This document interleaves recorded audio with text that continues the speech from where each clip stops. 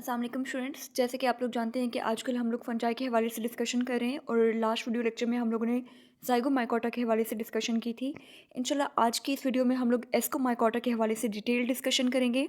But before proceeding toward ascomycota, let me give you a brief overview of the last lecture. In the last lecture we had discussed about zygomycota. Students, fungi basically आपके पास एक kingdom है जिसके चार main phyla हैं। Fungi क्या है? एक किंगडम है जिसके अंदर चार मेन फाइला हैं, जिसमें number 1 zygomycota, number 2 ascomycota, number 3 basidiomycota and number 4 deuteromycota शामिल है। अब यहाँ पे लास्ट वीडियो लेक्चर में हम लोगों ने ज़ाइगोमाइकोटा के हवाले से डिस्कशन की थी। इंशाल्लाह आज हम लोग एस्कोमाइकोटा के हवाले से डिस्कशन करेंगे। लास्ट वीडियो लेक्चर में हम लोगों ने ये भी डिस्कस किया कि फंजाई एक डाइवर्स ग्रुप है जिसमें तकरीबन 1 लाख के करीब स्पीशीज़ पाई जाती हैं। ज़ाइगोमाइकोटा जो कि सबसे फर्स्ट फाइलम है किंगडम फंजाई की, इनको कॉमनली कॉन्जुगेटिंग फंजाई के नाम से जाना जाता है, यानी कि आप ज़ाइगोमाइकोटा को कॉन्जुगेटिंग फंजाई का नाम भी दे सकते हैं।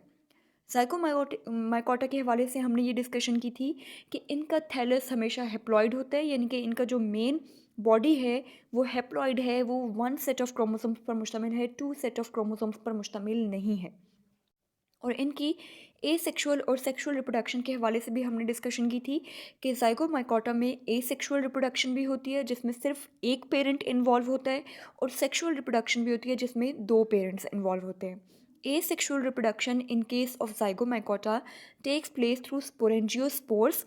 जैसे कि यहाँ पे आप देख रहे हैं कि ये जो आपका फंगस था, इसकी ये जो लॉन्ग स्टॉक से इनको हमने स्पोरेंजियोफोर का नाम दिया था, और इसके ऊपर आपके पास स्पोरेंजियम पाए जाते थे जिसके अंदर बहुत सारे स्पोर्स से जब ये स्पोरेंजियम आपके रप्चर करते हैं तो वहाँ से स्पोर्स आपके रिलीज हो जाते हैं और उनके थ्रू एक नया फंगस ग्रो करता है। So this kind of reproduction in which only one parent was involve is known as asexual reproduction. Next was the sexual reproduction. Sexual reproduction में हमने यहाँ पे डिस्कशन की थी कि सेक्सुअल रिप्रोडक्शन के केस में 2 पेरेंट्स की इन्वॉल्वमेंट होगी। एक पेरेंट को हमने ग्रीन और एक को ब्लू से शो किया था। दोनों पेरेंट्स की मेटिंग से आपके पास गैमेटेंजिया बना था और गैमेटेंजिया अल्टीमेटली जाइगोट में कन्वर्ट हो गया था। जाइगोट जो कि डिप्लॉयड है, जाइगोट में फर्दर डेवलपमेंट हुई थी और आपके पास जाइगोस्पोर्स बने थे, और फिर जाइगोस्पोर फेवरेबल कंडीशंस में जर्मिनेट करेंगे और उनमें से आपके पास एक न्यू फंगस ग्रो कर जाएगा। ये आप देख सकते हैं कि ये आपका जाइगोस्पोर था जिसके अंदर से एक न्यू फंगस आपको ग्रो करता हुआ नज़र आ रहा है। सो ये था हमारा ज़ाइगोमाइकोटा, और आज की वीडियो में हम लोग डिस्कशन करने जा रहे हैं फाइलम एस्कोमाइकोटा के हवाले से। फाइलम एस्कोमाइकोटा हमारी किंगडम फंजाई की सेकंड फाइलम है, और इस फाइलम के मेंबर्स को आप एस्कोमाइकोट्स कहते हैं। अब स्टूडेंट्स देखें, ये बिल्कुल सिंपल सी बातें हैं। जिस तरह से हमारी फर्स्ट फाइलम का नाम था ज़ाइगोमाइकोटा। ज़ाइगोमाइकोटा क्या है बच्चों? ये एक फाइलम का नाम है, एक ग्रुप का नाम है। और ज़ाइगोमाइकोटा के अंदर जितने भी फंजाई पाए जाते हैं उन्हें आप ज़ाइगोमाइकोट्स कहते हैं।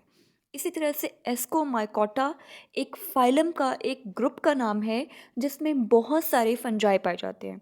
और एस्कोमाइकोटा ग्रुप के अंदर जितने भी फंजाई पाए जाते हैं उन्हें आप एस्कोमाइकोट्स कहते हैं। जिस तरह से ज़ाइगोमाइकोटा को कॉमनली हमने कॉन्जुगेटिंग फंजाई का नाम दिया था, बिल्कुल इसी तरह से एस्कोमाइकोटा को कॉमनली हम लोग सैक फंजाई का नाम देते हैं। सो स्टूडेंट्स, आप लोग अगर इसी तरह से रिलेट करेंगे सो आपकी मेमोरी बहुत स्ट्रांग हो जाएगी।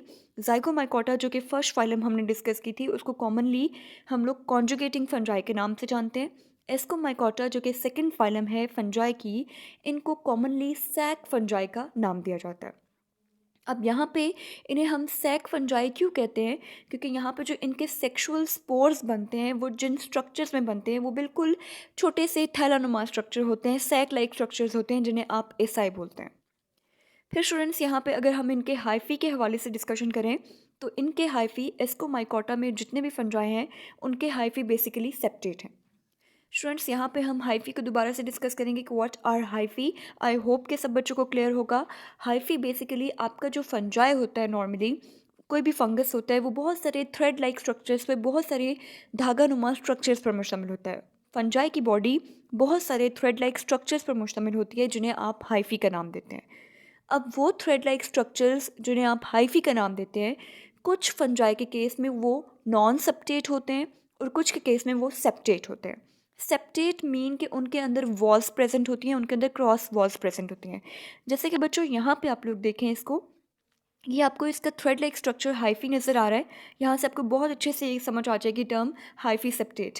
सो यहाँ पे आप देखेंगे जो ऑरेंज कलर में आपको इसका हाइफी नज़र आ रहा है, ये थ्रेड लाइक स्ट्रक्चर्स हैं, इन्हें आप हाइफी का नाम देते हैं, ठीक है। अब ये जो हाइफी है इसके अंदर आपको यहाँ पे ये एक वॉल नज़र आ रही है। इसी तरह से यहाँ पे आपको ये एक सेकेंड वॉल नज़र आ रही है। आपको जगह जगह इसमें कुछ वॉल्स, कुछ दीवारें, कुछ पार्टीशंस नज़र आ रही हैं। सो इस तरह का हाइफी सेप्टेट हाइफी कहलाता है। अगर हम यहाँ पे कंपेयर करें एस्कोमाइकोटा को ज़ाइगोमाइकोटा से, तो बच्चों ज़ाइगोमाइकोटा का हाइफी अनसेप्टेट था, नॉन सेप्टेट था, जबकि एस्कोमाइकोटा का हाइफी क्या है, सेप्टेट है। फिर यहाँ पे आपके पास डिलेड प्लाज्मोगेमी एंड कैरियोगेमी होती है। स्टूडेंट्स, ये दो पॉइंट्स जब हम लोग इनकी सेक्सुअल रिप्रोडक्शन डिस्कस करेंगे तो ये दोनों पॉइंट्स वहाँ पे आपको बहुत अच्छे से क्लियर हो जाएंगे। So let's talk about the asexual reproduction of Ascomycota. Students, जैसा कि आप लोग जानते हैं कि आपकी फंजाई का जितना भी अकाउंट बुक में अवेलेबल है उनमें मेनली आपकी फंजाई की रिप्रोडक्शन के हवाले से डिस्कशन की गई है कि फंजाई रिप्रोड्यूस कैसे करते हैं। रिप्रोडक्शन किसे कहते हैं बच्चों? अफजाइश नस्ल का जो अमल है उसे आप रिप्रोडक्शन कहते हैं, यानी कि अपनी नस्ल बढ़ाने का जो अमल होता है उसे आप लोग रिप्रोडक्शन का नाम देते हैं। जैसे एनिमल्स में होता है, बिल्कुल इसी तरह से ये फंजाई में, प्लांट्स में भी ये रिप्रोडक्शन का अमल पाया जाता है।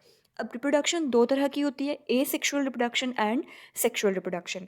ए सेक्शुअल रिप्रोडक्शन वो रिप्रोडक्शन होती है जिसमें सिर्फ एक पेरेंट इन्वॉल्व होता है, और सेक्सुअल रिप्रोडक्शन नॉर्मली वो रिप्रोडक्शन होती है जिसमें आपके पास दो पेरेंट्स या मेल एंड फीमेल या समहाउ इस तरह से अरेंजमेंट होती है। सो यहाँ पे फर्स्ट ऑफ ऑल हम लोग एस्कोमाइकोटा की ए सेक्शुअल रिप्रोडक्शन डिस्कस करेंगे कि किस तरह से ए सेक्शुअली एक पेरेंट जो है वो रिप्रोड्यूस करता है और किसी नए फंजाई को बर्थ देता है। So asexual reproduction in case of ascomycota takes place through conidia और कोनिडियोस्पोर्स। जैसे कि स्टूडेंट्स यहाँ पे आप लोग गौर कीजिएगा, ये आपको हाइफी नज़र आ रहे हैं। यहाँ हाइफी में आप लोगों को बहुत सारी छोटी छोटी वॉल्स भी नज़र आ रही हैं जिन्हें हमने कहा है कि इनका हाइफी सेप्टेट है, यानी कि उनमें सेप्टॉ पाई जा रही हैं, क्रॉस वॉल्स पाई जा रही हैं। अब यहाँ पे इसी के ऊपर बच्चों ये जो एक लॉन्ग सी स्टॉक है इसको आपने नाम दे दिया कोनिडियोफोर का। जिस तरह से अगर आपको याद हो ज़ाइगोमाइकोटा के केस में हमने उस स्टॉक का नाम दिया था स्पोरेंजियोफोर का, बिल्कुल इसी तरह से एस्कोमाइकोटा के केस में हम इस स्टॉक को कोनिडियोफोर का नाम दे रहे हैं। अब ये जो कोनिडियोफोर है आपकी, इसके बिल्कुल टॉप पे आपके पास बहुत सारे स्पोर्स पाए जाते हैं जिन्हें आप कोनिडिया या कोनिडियोस्पोर्स का नाम देते हैं। मैं रिपीट करूँगी स्टूडेंट्स, यहाँ पे आपको ये एक स्टॉक नज़र आ रही है जिसको आपने कोनिडियोफोर का नाम दिया। कोनिडियोफोर के ऊपर बहुत सारे छोटे छोटे स्पोर्स हैं जिन्हें आप कोनिडिया या कोनिडियोस्पोर्स का नाम देते हैं। अब स्टूडेंट्स, होता क्या है कि ये कोनिडियोस्पोर्स या कोनिडिया यहाँ से स्प्लिट हो जाते हैं, यहाँ से डिटैच हो जाते हैं, यानी कि सेपरेट हो जाते हैं आइदर बाय विंड और बाय एनी अदर मीन्स। और इनका जब ये स्पोर्स आपके पास यहाँ से सेपरेट हो जाते हैं, फॉर एग्जांपल आप यहाँ पे देखें ये बहुत सारे स्पोर्स हैं, इनमें से जो फर्स्ट टॉप वाला जो स्पोर है वो यहाँ से सेपरेट हो जाएगा, और फिर जब वो स्पोर किसी भी सॉइल पर या किसी भी प्लेस पे जाके वो फॉल करेगा तो वहाँ पे एक न्यू फंजाई, एक न्यू फंगस ग्रो कर जाएगा। So this kind of reproduction in which only one parent is involved is known as asexual reproduction. Asexual reproduction in case of Escomycota takes place through conidia और conidiospores. एक दूसरा तरीका भी पाया जाता है एस्कोमाइकोटा के केस में एसेक्सुअल रिप्रोडक्शन में, जो कि यीस्ट के अंदर देखा जा सकता है। स्टूडेंट्स, यहाँ पे आपको पता चल गया कि एस्कोमाइकोटा वो ग्रुप है जिसमें यीस्ट भी शामिल है। यीस्ट हमारा एक फंगस है और यीस्ट किस ग्रुप से बिलोंग करता है? एस्कोमाइकोटा से।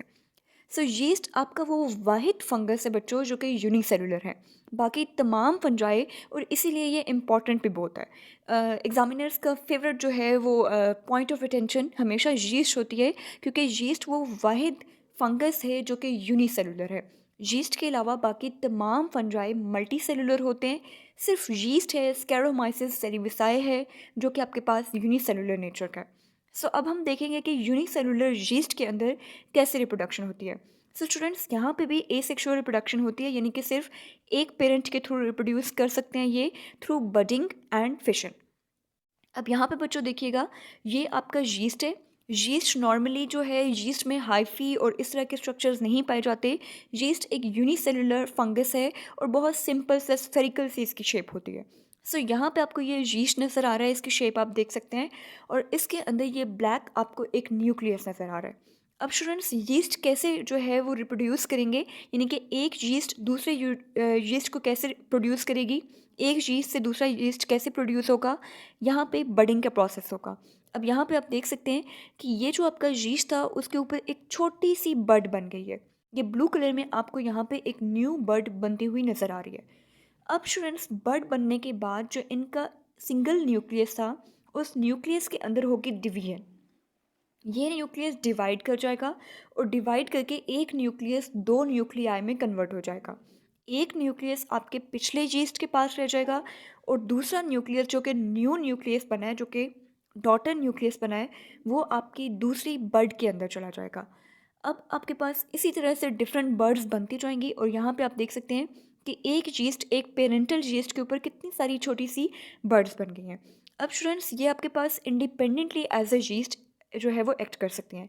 ये बर्ड यहाँ से सेपरेट हो जाएगी, स्प्लिट हो जाएगी, अलग हो जाएगी और फिर आपके पास एक अडल्ट यीस्ट में कन्वर्ट हो जाएगी। So this is this A sexual reproduction in case of yeast. So students, अभी हम लोगों ने एस्कोमाइकोटा की ए सेक्शुअल रिप्रोडक्शन का काउंट डिस्कस किया कि एस्कोमाइकोटा, जिन्हें हम लोग सैक फंजाई के नाम से भी जानते हैं, और जिनका हाइफी सेप्टेट है, वो किस तरह से ए सेक्शुअली रिप्रोड्यूस करते हैं। ए सेक्शुअल रिप्रोडक्शन के केस में हमने उन्हें देखा कि उनका हाइफी जो कि सेप्टेट है और उनके ऊपर कोनिडियोफोर स्ट्रक्चर्स पाए जाते हैं, उनके ऊपर बहुत सारे स्पोर्स होते हैं जिन्हें आप कोनिडिया का नाम देते हैं। जब वो कोनिडिया यहाँ से डिटैच होकर किसी भी सॉइल पार्टिकल्स पे फॉल करते हैं तो वहाँ पे आपके पास न्यू फंजाई ग्रो कर जाते हैं। और इसी तरह से इन केस ऑफ यीस्ट आपकी ए सेक्शुअल रिप्रोडक्शन होती है through budding and through fission. Now we are going to discuss about the sexual reproduction in. जी तो स्टूडेंट्स, अब हम लोग एस्कोमाइकोटा की सेक्शुअल रिप्रोडक्शन के हवाले से डिस्कशन करने जा रहे हैं। एस्कोमाइकोटा, जो कि आपके पास सैक फंजाई के नाम से जाने जाते हैं, उनके अंदर अभी तक हम लोगों ने इंपॉर्टेंट फीचर्स पढ़े कि उनका हाइफी सेप्टेट है और उनकी ए सेक्शुअल रिप्रोडक्शन कोनिडिया या कोनिडियोस्पोर्स के थ्रू होती है। और इन केस ऑफ यूनिसेलुलर यीस्ट हमने स्टडी किया कि यूनिसेलुलर यीस्ट के अंदर ए सेक्शुअल रिप्रोडक्शन होती है through budding and fission. Now we are going to discuss about the sexual reproduction of ascomycetes. Students, यहाँ पे एक पॉइंट पे मैं आपकी तवज्जो दिलाना चाहूँगी कि आप देख सकते हैं कि यहाँ पे एक साइकिल भी ड्रॉ किया गया है। ये साइकिल आप लोगों की बुक्स में, जो नेशनल फाउंडेशन की बुक्स जो स्टूडेंट्स फॉलो कर रहे हैं, उसमें ड्रॉ नहीं किया गया। लेकिन जब भी आप लोगों का एग्जाम्स में क्वेश्चन आता है तो वो लाइफ साइकिल को ड्रॉ करने के लिए कहते हैं और स्टूडेंट्स खुद ही थ्योरी के अकॉर्डिंग खुद से साइकिल ड्रॉ कर रहे होते हैं, जिसकी वजह से बहुत ज़्यादा चांस होता है कि वो प्रॉपर साइकिल अरेंज नहीं कर पाते। सो इसलिए यहाँ पे ये साइकिल आप लोगों के लिए ड्रॉ कर दिया गया है। आप लोगों ने इस साइकिल को याद रखना है और ये साइकिल आप लोगों के पास एक बर्डन नहीं है। आप इसको बर्डन मत समझिएगा कि आप लोगों के लिए एक मज़ीद नई चीज़ ऐड कर दी गई है, बल्कि आप लोग अगर ये साइकिल करेंगे तो आपको थ्योरी याद करना भी आसान हो जाएगी, क्योंकि इसमें आपको वो सारे पॉइंट्स क्लियर हो जाएंगे जो कि आपको थ्योरी में समझ नहीं आ रहे। सो यहाँ पे हम लोग इसका साइकिल डिस्कस करेंगे एंड देन नंबर वाइज हम लोग इनके सेक्सुअल रिप्रोडक्शन के पॉइंट्स डिस्कस करेंगे। अब स्टूडेंट्स, आई होप कि आपको इतनी बात समझ आ गई होगी कि now we are going to discuss about sexual reproduction and sexual reproduction mean the involvement of two parents. So यहाँ पे एस्कोमाइकोटा के केस में सेक्सुअल रिप्रोडक्शन में हमारे पास दो पेरेंट्स इन्वॉल्व होंगे। एक पेरेंट को, बच्चों यहाँ से हम लोग स्टार्ट करेंगे इसका लाइफ साइकिल। एक पेरेंट को हमने ए का नाम दे दिया और एक पेरेंट को हमने बी का नाम दे दिया। अब क्योंकि ये प्रॉपरली मेल और फीमेल पेरेंट्स नहीं हैं, इसलिए आप इनको मेल और फीमेल के तौर पर कैटेगराइज नहीं कर सकते।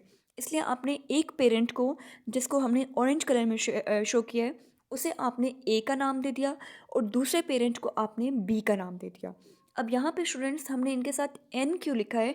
एन मीन्स के they are haploid in nature, यानी कि ये जो ए पेरेंट है ये भी हैप्लॉइड नेचर का है और बी पेरेंट भी हैप्लॉइड नेचर का है।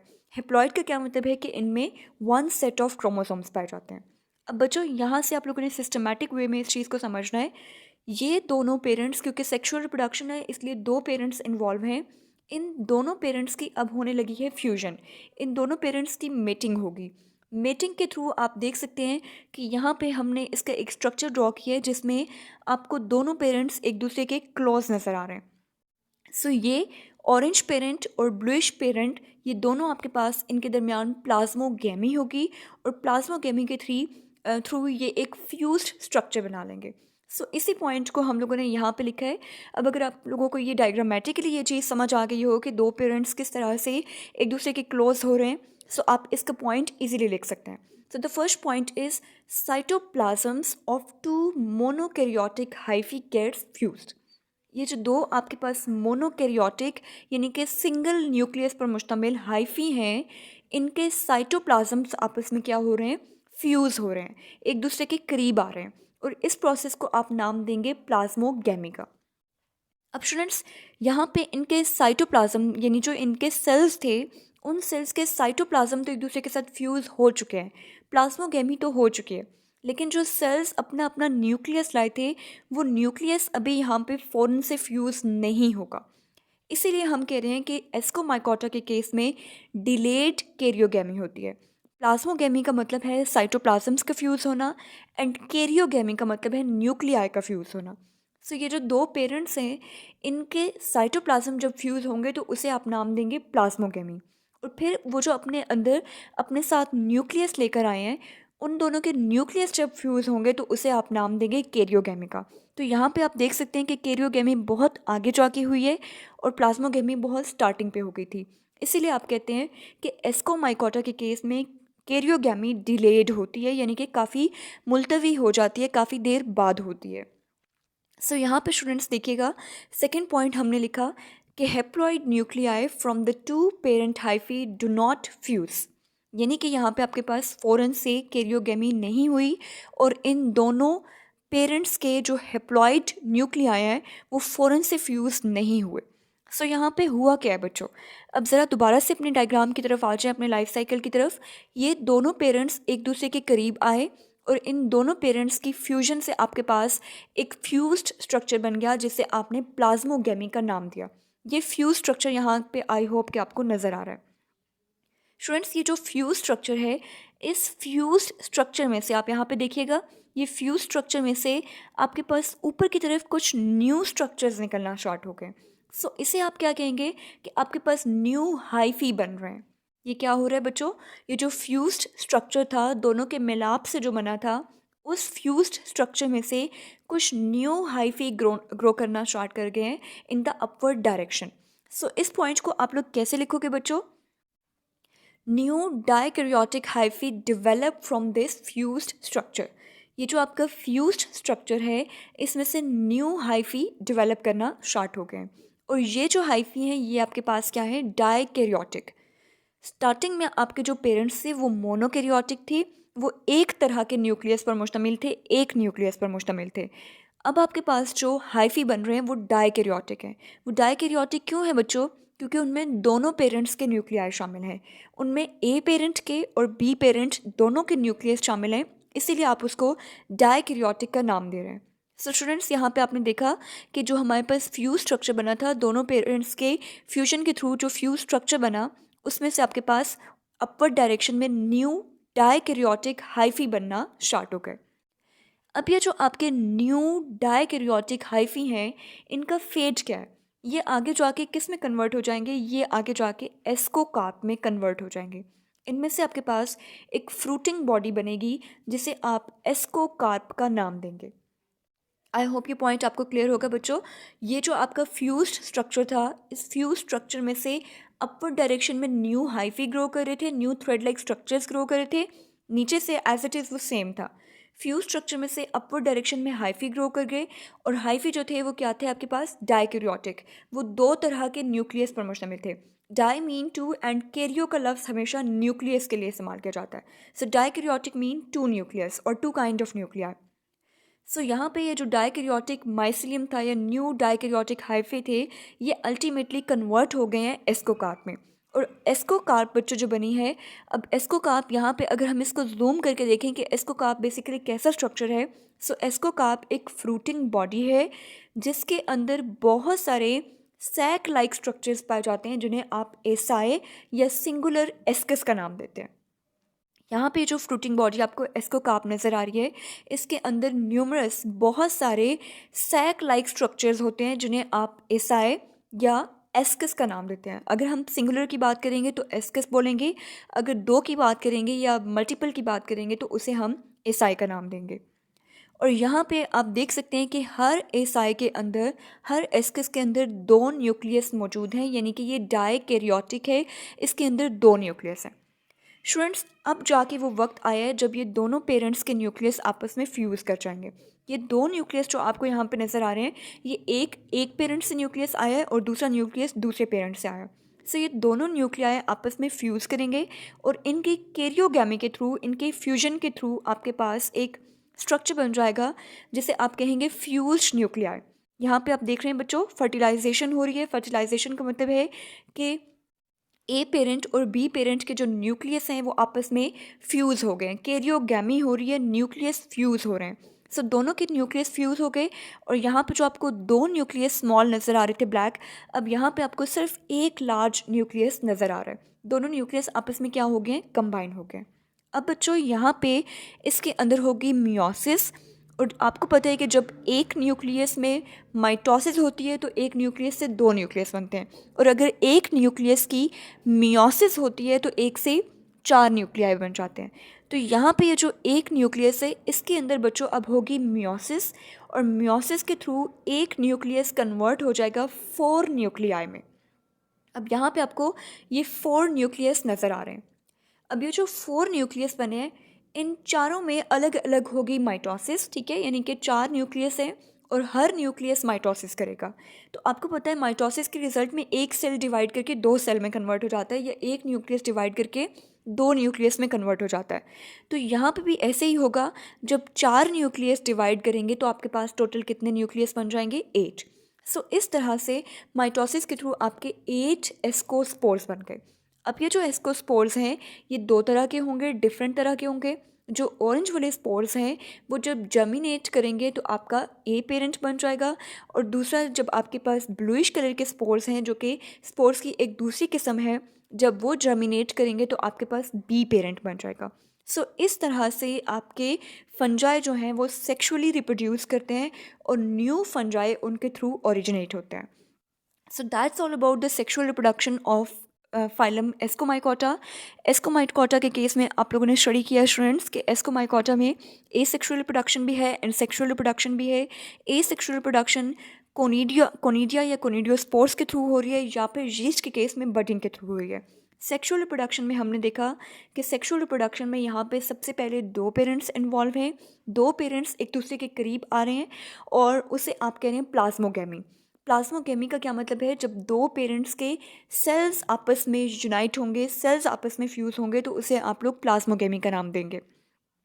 स्टूडेंट्स, जब प्लाज्मोगैमी हो जाएगी तो उसके बाद जो आपका प्लाज्मोगैमी के रिजल्ट में जो फ्यूज स्ट्रक्चर बना, उस फ्यूज स्ट्रक्चर में से आपने देखा कि न्यू हाइफी ग्रो करके, वो जो न्यू हाइफी थे वो डाइकैरियोटिक थे, क्योंकि उनके अंदर 2 न्यूक्लियस प्रेजेंट हैं, एक पेरेंट का और एक दूसरे पेरेंट का।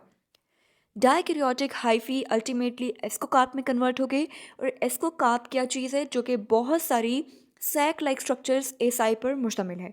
एसआई के अंदर हमने देखा कि हर एक के अंदर 2 न्यूक्लियस है, इसलिए उसको आपने डाइकैरियोटिक का नाम दिया।